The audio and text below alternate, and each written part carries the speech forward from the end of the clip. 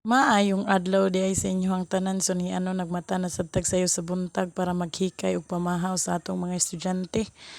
May anay guys nagluto day kog pansit ni inihing kabuntaga para sa amuhang estudyante nga duha high school o elementary.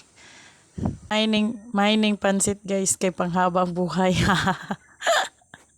Pagkaluto guys, way paglangan-langan guys, giridihan na dayon nako sila sa ilahang pamahaw, gitimplahan nako sila sa ilahang kagatas. Unya, giridihan din nako sila sa ilahang mga balon ug pamahaw. Ako silang gihukaran para pag human nila ligo guys, is magkauna lang dayon sila ug magkape daw pagkahuman, magready na dayon para maglakaw nila paingon silahang eskwelahan.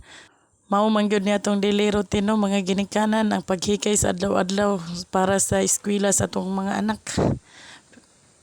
So pagkahuman na nila ligo guys, so ni ana ang akong isa ka bata guys nagkauna dayon para siyang pamahaw. Pagkahuman guys, ako pa na silang gipangutana kung unsa ilahang balunon, unsa ilang isulod sa ilahang balon nga sudan, kung pansit ba or isda. Kay kagabi manggod guys, nagprito mi og isda nga tamban na ay nabilin para sa unta sa ilahang balon. Pero nagluto man og pansit, ako silang pangutanon kung mubalon ba sila or dili. Yang isa kay estudyante guys, mubalon daw siya og pansit, pero ang isa kay arte man ni guys, kay na high school naman in taon ni siya, uli taon naman, so didili daw siya mubalon pansit, katura daw iyang isda. Pagkahayahay in taon ng mga estudyante nga naa pay pilian, napay balon adlaw-adlaw, samantalang kami in taon sa una sa elementary, paingon sa high school, sus magbalon lang in taon migbulanghoy, wa pay balon nga sudan. Unya sila karon ay arte-arte na in town mga estudyante karon panahona.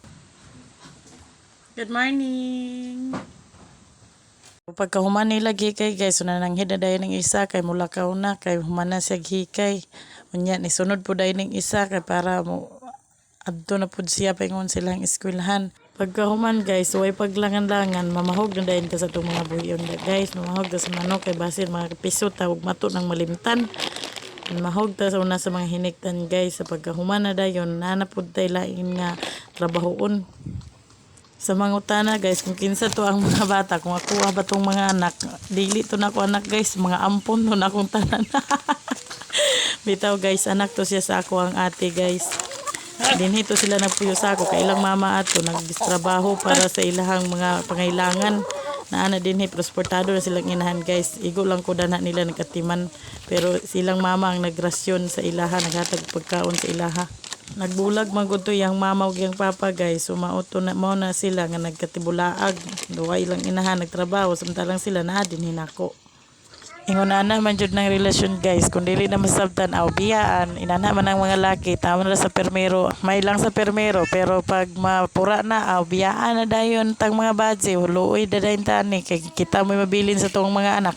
Asa naman ta nag-abot ni nga tong voice over hoy, bisan asa naman taon tadan hilagpot kapoy man kay voice over. So balik sa taning manok guys nga bahugan kay makita unya ni sa ko ang kauban na makapiso gi ko ani kay diretso ra na kog bahog kuan wala na humuli.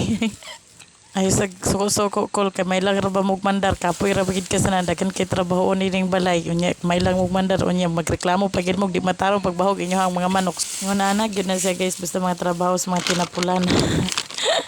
Ay haragid ko dani magbahog guys kung wala di akong bana, kay akong bana magid kay yaman ning mga buhion.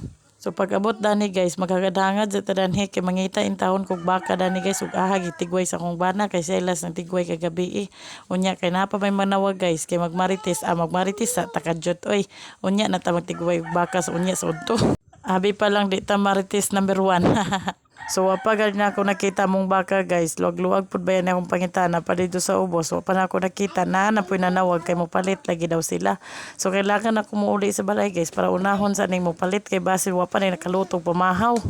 Unsaon sa nako pagkakita sa baka guys, nga niyara mo ko dani naghangad-hangad raman taon ko dani ning duol sa balay kay gilantaw-lantaw raman nako o man ako adtuwa si babaw. Unya sa mga voice over ko dani na din ni duha din nga sa mukan kastanan dinhi nun magduwa-duwa sa dol nako imbes kay pahilumon magsige og duwa-duwa. So dani guys, medyo natawran gid ko guys kay naa pa may nagpalit unya napoy nagpalod. Unya pagkahuman gipangita na dayon nako agay na may magsinggita lagi oy. Mga samukan gining duha dire oy. So may gani guys kay naay ni palit unya nakita day nila kung aha mong baka na tigway so nagitudluan ako ni og aha di dali ra kas tanan nako nakita guys kung aha na mo pangitaon ang baka. Unya sa mangutana kung nganong naara sa sulod sa mong balay ang amo ang tinda sa tinuod lang is dili gyud ni ingon niya nga tinda. Ang kining amo is para lang gid unta ni dinhi sa mong adlaw nga pinginahanglan pero kay na may magpalit kay lisod pod og mga hutdan lugar mig mga panakot sudan asin or kuan tuwa mispikas barangay mo palit layo kas tanan in town ang tindahan diri kay naa man in town mis tok sa bukid. Unya guys kay kini nga kung anak kay suyaon man og naay mo palit gusto man pud siya mukaon pud dayon siya mangayo matik na din siya mangayo gidayon na siya para sa iya. Unya maguban-uban din na siya guys pagpirigway na ako sa baka ni anak dayon guys nakita ra gid namo ang baka namo guys.